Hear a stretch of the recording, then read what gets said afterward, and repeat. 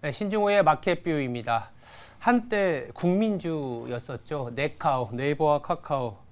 2년째 하락세로 이제는 좀 매수할 타이밍이 아닌가라는 기대도 좀 있기는 한데 시점이 상당히 어려운 상황입니다. 다시 옛 영광을 찾을 수 있을지 이분 모시고 자세한 투자 전략 짜보도록 하겠습니다. 최승호 상상인증권연구원 나왔습니다. 안녕하세요. 안녕하십니까. 네. 비단 최근에는 네이버 카카오뿐만이 아니라 전반적인 시장의 하락세로 인해서 처참히 무너지고 있는 투자 심리인데 또 이럴 때일수록 또 다시 한번 찾아봐야 되는 게 성장주 그리고 조금은 가격 메리트가 생긴 기업들이기도 합니다. 타이틀이 주제가 국민주의 날개 없는 추락입니다. 날개를 다시 이제 좀 달아서 올라갈 수도 있지 않겠냐라는 생각이 좀 드는데 하나하나 좀 찾아보도록 하겠습니다. 네카오 중에 이 카카오 먼저 좀 얘기를 해볼게요. 왜냐하면 뉴스에 이 경제 TV에 나오는 게 아니고 이 정치 뉴스에 나오고 있어서 이게 조금은 더 고민스럽고 조금은 당혹스러운 그런 상황인데 결론부터 말씀드리면 아니면 결론부터 한번 짚어보면 지금 카카오가 위기인 건 다들 알고 있습니다. 어떻게 돌파구를 만들 수 있을지 참 어렵거든요. 어떻게 보세요? 사실은 말씀 주신 사법 리스크 같은 경우는 제가 판단할 수 있는 영역은 아닌 것 같고요. 그렇죠. 예. 그래서 해당 이슈 같은 경우는 좀 더 시간이 지나서 명명백백히 진실이 드러나게 되면서 좀 가라앉을 것으로 저는 보고 있고 네. 회사 자체만 본다면은 돌파구는 결국 실적과 글로벌 진출 유무에 달려 있다고 봅니다. 사실 성장성이 과거에 대비해서 많이 둔화된 상황은 맞거든요. 그렇다 보니까 카카오에 있어서는 이제 더 이상 내수에 의존하는 기업이 되기보다는 글로벌 진출의 필요성이 점점 더 높아지고 있는 상황이죠. 그래서 당연히 카카오도 해당 이제 글로벌 진출 여력에 대해서 그동안 깊은 고민을 해왔기 때문에 준비한 사업들이 지금 꽤 있습니다. 일단 첫 번째로는 헬스케어 말씀드릴 수 있을 것 같고요. 예. 두 번째로는 이제 컨텐츠라고 제가 말씀드리는 거는 게임, 웹툰, 미디어, 엔터 같은 이제 사업을 말씀을 드립니다. 헬스케어 같은 경우는 이제 계획하고 있는 바로는 이제 건강관리 플랫폼 등을 준비를 하면서 특히 이제 당뇨병에 대한 건강 관리를 우리가 기기도 유통하고 종합 건강 관리 플랫폼으로 나아가겠다는 비전을 가지고 있고요. 네. 게임, 웹툰, 엔터 같은 컨텐츠는 잘 아시겠지만 자회사를 통해서 지금 사업을 진행 중인 상황입니다. 그래서 사실 컨텐츠 같은 경우는 이미 글로벌하게 침투가 사실 잘 되어 있는 상황이고 웹툰 같은 경우는 특히 카카오 피코마는 전 세계 웹툰 플랫폼 중에 1위를 지금 기록하고 있거든요. 일본에서 계속해서 좋은 트래픽과 결제액이 나오고 있고요. 반면에 이제 그 헬스케어 같은 경우는 좀 장기적 호흡으로 좀 보아야 할 것 같고 그 외로 좀 카카오의 실적의 키로 이제 본다면은 결국에는 카카오톡을 말씀드릴 수밖에 없을 것 같아요. 카카오톡이 사실 카카오의 핵심이잖아요. 그렇죠. 그래서 여기가 지금 카카오톡이 꿈꾸고 있는 바는 우리가 지금까지는 카카오톡을 좀 지인 관련해서 지인과의 이제 대화에 사용을 했다면은 이제는 비지인까지 확대를 해보겠다. 그러니까 SNS 플랫폼으로 나아가겠다는 좀 비전을 가지고 있습니다. 그래서 이 점이 사실은 되게 중요한 것이 카카오톡에서 있어서 저희가 이제 매출 같은 경우 대화 탭, 오픈 카톡 탭, 친구 탭 이렇게 3개에서 발생을 하거든요. 근데 지금 광고가 완판되고 제대로 가격을 받는 탭은 대화 탭밖에 없습니다. 근데 친구 탭하고 오픈 카톡 탭에서 우리가 이쪽을 더 육성을 시켜서 광고 매출을 더 발생을 시킬 수 있다면은 제 계산으로는 산술적으로 봤을 때 지금 광고 매출의 2배 이상은 충분히 갈 수 있다고 보여지거든요. 그래서 하반기부터 해서 네. 계속해서 이제 업데이트가 진행이 될 것이기 때문에 좀 그 카카오의 행보에 대해서 좀 집중해 보시면 좋을 것 같습니다.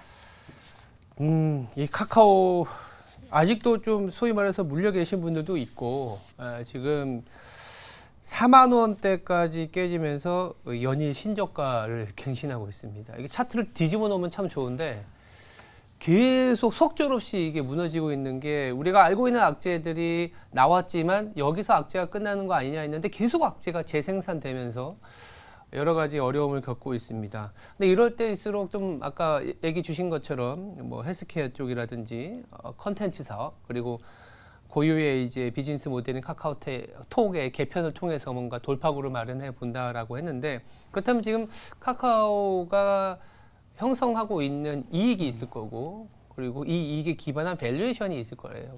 그래서 이 주가가 이렇게 하락했음에도 불구하고 밸류에이션이 비싸다면 사실은 상당히 어려운 국면이 더 지속이 될 수 있을 건데 밸류에이션은 어때요? 밸류에이션의 수준 그리고 이걸 감안했을 때 그래도 좀 카카오 살만하다? 아직은 좀 아니다? 이런 평가를 좀 내릴 수 있을 것 같거든요. 일단 상상인증권 추정치 기준으로는 24년도 PER은 한 40배 정도. 40배. 네, 뭐 전일 종가 기준으로 40배 정도 되는 상황이고요. 과거 뭐 5에서 60배 정도 봤던 시절 비교해서는 많이 싸진 것은 사실입니다. 많이 근데 40배면 빅테크 기업도 40배를 받는 기업이 없어요. 맞습니다. 뭐 말씀 주신 네. 것처럼 뭐 네이버라든지 네. 구글, 메타 같은 기업들도 사실 PER이 20에서 30배 수준에 네. 머무르고 있거든요. 그래서 뭐 어쨌든 카카오 기업 자체로 보면은 과거 대비해서 저렴해지는 상황은 맞다. 네. SOTP 밸류에이션으로 보아도 이 점은 동의를 하고요. 다만 이제 제가 생각했을 때 지금 시장을 밸류에이션으로만 모든 것을 설명할 수 있는 시장은 아닌 것 같아요. 아니죠. 예. 그리고 과거에 카카오가 높은 사실 PER을 받을 수 있었던 거는 높은 밸류에이션을 받을 수 있었던 이유는 그 당시에 카카오의 성장성이 정말 높아 보였기 때문이라고 그랬죠. 저는 보고 있거든요. 그래서 이 점은 저희가 좀 고민을 해봐야 되는 게 과연 우리가 그 당시에 카카오에 대해서 봤던 성장성과 지금 이 상황에서 보는 성장성이 느낌이 같은지는 좀 잘 고민을 해봐야 할 것 같습니다. 그래서 뭐 밸류에이션 회사의 역사적으로 보면은 싼 구간에 와 있는 것은 사실이다. 그래서 앞서 말씀드린 것처럼 결국 이 회사가 계속 성장한다는 비전만 가지고 있다면은 뭐 지금 밸류에이션이 싸다고도 볼 수는 있겠죠. 하지만은 앞서 말씀드린 것처럼 글로벌 테크 기업이나 이제 국내 뭐 네이버 대비해서는 비싼 상황은 맞다. 그래서 사실 지금 최근 주가 급락은 뭐 사법 리스크 앞서 말씀드린 예. 사법 리스크적인 요인이 사실은 제일 크다고 보고 있고요. 뭐 그 외로도 3분기 실적이 지금 광고 업황이 확실히 턴어라운드 되지 않은 모습을 보여주면서 컨센서스도 좀 많이 내려오고요. 실적에 대한 좀 의문부호가 많아지면서 좀 추가적인 주가 하락 압박에 좀 이렇게 힘을 실어주고 있는 것으로 보고 있습니다. 그래서 결국에는 뭐 이런 사법적인 리스크가 좀 잠잠해지고 실적에서 턴하는 모습을 보여주면 충분히 반전의 기회는 온다. 그래서 시기에 대해서는 그래도 내년 정도면 되지 않을까. 내년. 네. 네. 왜냐하면 광고 업황이 뭐 4분기 제가 추정하기로는 4분기는 뭐 원래도 이제 성수기이기 때문에 어느 정도의 반등은 있습니다만 YY 대비해서 큰 폭의 성장을 보여줄 것으로 저는 보고 있지는 않고요. 예. 다만 이제 내년 같은 경우는 좀 매크로적인 환경도 나아지면서 광고 업황이 좀 턴어라운드 할 수 있을 거라고 제 개인적으로 바라보고 있거든요. 그래서 카카오 같은 경우는 특히 디스플레이 광고 비중이 많기 때문에 광고 업황이 턴할 때 가장 빠르게 반응하는 그 광고 사업입니다. 그래서 카카오 같은 경우 사법 리스크도 좀 잠잠해지고 실적적이라든지 그런 이슈라든지 실제 매크로 트렌드도 좀 변화하는 내년에 사실 또 이렇게 반등할 수 있는 기회가 올 것으로 저는 바라보고 있습니다. 카카오 얘기를 했으면 당연히 이제 네이버에 대한 관심도 있을 수 있고요. 거기다가 말씀 주신 것처럼 본다면 카카오 대비 네이버가 조금 더 싸다. PER이 그럼 네이버는 얼마나 돼요? PER이 네이버가 지금 한 26배 정도. 아 그래요? 네. 그러면 뭐 카카오보다 반이나 할인이 되고 있네요. 그럼 네이버를 좀 더 얘기해 볼까요? 네이버가 안 그래도 최근에 그 경제 사절단 저희가 사우디하고 지금 카타르에 가 있지 않습니까? 가서 또 소기의 성과를 좀 거둘 수 있다. 뭐 이런 얘기들도 나오는데 네이버가 사우디아라비아에 갔을 때 시너지 효과가 있을까요?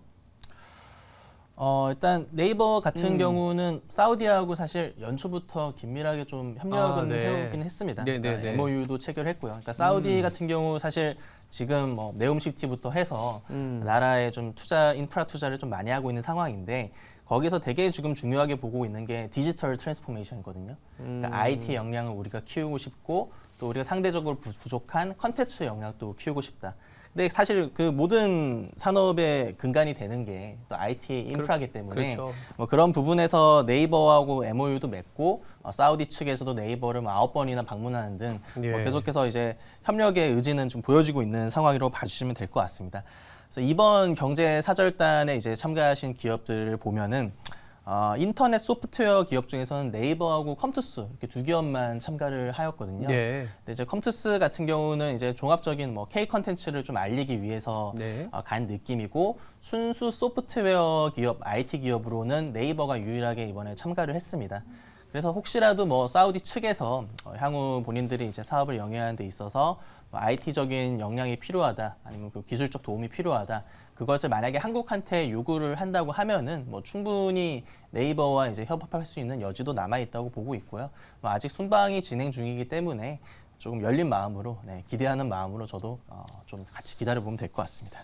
네, 뭐 카카오와 네이버를 둘러싼 외부 환경을 좀 체크해봤다면 결국은 좀 실적이지 않습니까? 3분기 실적 시즌이 이제 좀 본격화됐고 카카오와 네이버도 3분기 실적을 발표할 겁니다. 네카오에 대한 실적 전망 간단하게 말씀 주실 수 있을까요? 네, 뭐 실적이 사실 발표가 너무 앞서 있어서 네. 얼마 남지 않아서 좀 네. 부담도 다소 있습니다만 네네. 제 개인적으로는 카카오보다는 네이버가 사실 더 좋은 성과를 보여줄 가능성이 크다. 네. 특히 4분기까지도 넘어서 보면은 네이버 같은 경우는 이제 본격적으로 커머스에서 수익화를 시작을 했습니다. 도착 보장 서비스하고 브랜드 스토어에서 원래는 이제 과금 체계가 없었는데 네. 해당 서비스를 통해서 이제 한 총 합해서 3.5% 수준의 테이크 레이트를 취할 예정이거든요. 예. 그래서 기존엔 없던 수익이 새로 붙게 되는 셈이죠. 그리고 이제 뭐 포탈적인 측면으로 봐도 다음 같은 경우는 사실 지금 트래픽이 계속 많이 빠지고 있고요. 있지만 네이버 PC 같은 경우는 최근에 뭐 AI 서비스가 도입되는 등 계속해서 견조한 트래픽이 유지가 되고 있습니다. 그래서 사실 올해 실적을 뭐 제 개인적으로 예상을 한다면은 네. 올해 실적의 승자는 네이버로 사실 마무리될 가능성이 조금 더 높은 것 같긴 하다. 네. 다만 이제 변수는 카카오의 이제 카카오톡에 대한 그 업데이트가 얼마나 광고라든지 커머스에 영향을 줄 수 있을 것인지에 대한 것인데 아직 뭐 업데이트가 완료되지는 않았거든요. 연말까지 해서 지금 오픈카톡 개편, 뭐 동네 친구 업데이트부터 해서 다양한 업데이트가 좀 예정이 되어 있기 때문에 그런 업데이트 등을 통해서 카카오톡이 과연 예. 광고 매출에서 좀 일신할 수 있을지 그런 것을 보는 것도 하나의 포인트로 보고 있습니다. 네, 네카오에서는 뭐 결론적으로는 밸류에이션과 실적이 카카오보다 네이버가 좀 낫다 이렇게 결론을 짓고 넘어가도록 하겠습니다. 그리고 이제 맡고 계신 섹터 중에 이제 게임주가 있습니다. 최근에 물론 뭐 약간 화끈하진 않지만 그래도 뭔가 게임주 전반에 뭐 재평가 그리고 게임주가 이제 조금씩은 다시 살아나는 거 아니냐 이런 얘기들이 나오고 있는데 최근에 네오위즈의 피해 거짓이 또 글로벌 흥행을 이어가다 보니까 전반적으로 게임주를 다시 보자 이런 시각들이 나타나고 있습니다. 자, 게임주 흐름 전망 뭐 우리가 그래도 또 챙겨봐야 될 변수들도 좀 있을 것 같고요. 어떻게 보세요? 일단 지금 모바일 게임 시장 결제액으로 판단을 한다면은 10월 지금 오늘까지 기준으로 네. YTD 작년 대비해서 9% 정도 결제액 자체는 감소한 상황이고요. 글로벌로 보아도 23년에 마이너스 2% 정도로 역성장은 일단 지속될 것으로 보입니다. 사실 시장 결제액이 계속 감소하는 상황에서 경쟁이 심화되기 때문에 2분기까지 게임주들 그리고 3분기에 또 일부 기업들까지 실적이 좋지 않을 수밖에 없었다고 저는 보고 있고요. 네. 반등이 이제 추세로 이어질지에 대한 이제 의문 같은 경우는 결국에는 게임주는 지금 단기적으로는 실적으로 보여준다고 생각을 하거든요. 예. 일단은 실적이 계속해서 지난 2년간 전체 시가총액이라든지 전체 매출액 시장의 합계가 줄어드는 모습을 보여주었기 때문에 21년 4분기부터 계속해서 역성장 지금 국면이 있거든요. 그래서 이것이 사실 턴하는 지점의 가치 수급과 주가적인 부분이 부양될 가능성이 있다. 그래서 아까 인터넷 같은 경우도 실적이 좋다고 말씀드렸는데 사실 좀 업황이 상대적으로 부진한 회사들은 제 개인적인 생각으로는 실적으로 보여주는 게 가장 큰 것 같습니다. 그래서 결국 게임주가 반전을 하려면은 이번 3분기에 적어도 저번 분기보다는 좋은 실적들을 게임사들이 보여줘야만 그때부터 좀 게임주가 반전을 찾을 수 있지 않을까 개인적으로 이렇게 보고 있습니다. 일단은 실적을 확인하고 좀 접근하자라는 얘기로 들리는데 그리고 그나마 그래도 우리가 4분기가 항상 보면 게임주들이 좀 뭐랄까요, 뭐 성수기라고 해야 되나? 아니 뭐 이게 신작도 좀 나와주고 11월에는 또 지스타가 개최가 되면서 게임주들에 대한 기대를 좀 올릴 수 있는 구간이라는 생각도 듭니다. 물론 실적 아까 말씀 주신 것처럼 하나하나 살펴보면서 접근해야겠지만 전반적으로 게임주에 대한 투자 전략도 한번 같이 말씀해 주세요. 네, 뭐 지스타를 말씀 주셨으니까 네. 뭐 지스타 관련된 이야기로 좀 말씀을 드리면요. 네.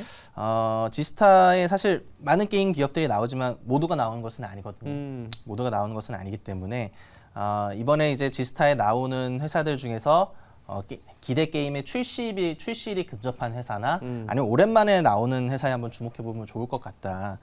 그래서 NC 소프트 같은 경우는 사실 이번 지스타에 8년 만에 참석하게 되고요. 예. 그리고 펄어비스 같은 경우는 이제 붉은 사막이라는 기대작 게임을 이제 출시 예정에 있는데 B2B로 이번에 참석을 하게 됩니다. 일단 게임사들이 지스타에 나온다는 것 자체를 저는 어떻게 해석하냐면은 예. 우리가 보여줄 수 있는 게임 많구나. 그렇구나. 사실 보여줄 수 있는 게임 많고 준비된 신작이 많아야지 게임쇼에 나올 수 있는 것도 맞거든요. 그렇죠. 그래서 지스타가 어쨌든 게임사들이 지스타에 참가하는 것 자체는 뭐 상당히 긍정적인 뭐 플러스 포인트로 봐주셔도 될 것 같고요. 지스타가 게임주에 좀 긍정적인 흐름으로 좀 연결이 되려면은 결국 그 당시에 공개하는 게임의 퀄리티가 중요할 것이다. 어떤 게임이 나온지는 사실 시장에서 다 알고 있어요. 그 시장이 궁금해하는 것은 그 게임이 어떤 게임인지, 실제로 게임 퀄리티가 어떤지에 대한 게 더 궁금하신 부분이 많거든요. 그렇죠. 그래서 또 이제 그 어떤 게임이 공개되는지도 중요하지만 또 시연 버전도 사실 또 중요하거든요. 그냥 게임이 영상만 공개되느냐, 아니면 실제로 플레이어들이 플레이할 수 있는 시연 버전으로 공개가 되느냐. 그래서 그런 부분을 잘 종합하셔서 지스타 이제 11월 16일부터 시작하는데요. 게임주 투자에 좀 주목하시면 될 것 같습니다. 네, 지스타에 이제 나온다는 자체는 뭔가 게임사들이 우리가 좀 뭐 보여줄 거 있다. 그렇기 때문에 그 기업들을 중심으로 게임주를 바라보는 것도 나쁘지 않은 선택이다. 이런 생각이 듭니다. 지금까지 이제 네이버 카카오, 네카오와 게임주에 대한 전반적인 실적과 배경 상황에 대해서 짚어봤습니다. 네, 최승호 상상인증권 연구원이었습니다. 감사합니다.